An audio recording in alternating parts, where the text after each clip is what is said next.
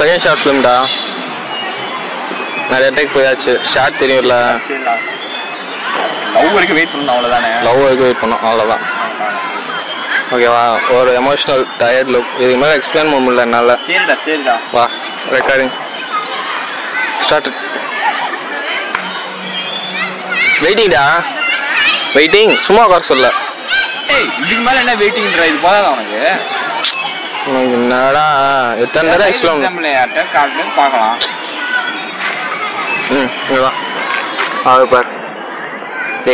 அவன் உட்காந்து CD arrange ஏன் இதை பாரு. ஏன் இதுனா பென் பண்ண தான் முடியும். அவன் இது ஃப்ளாட்டாக இருக்கு.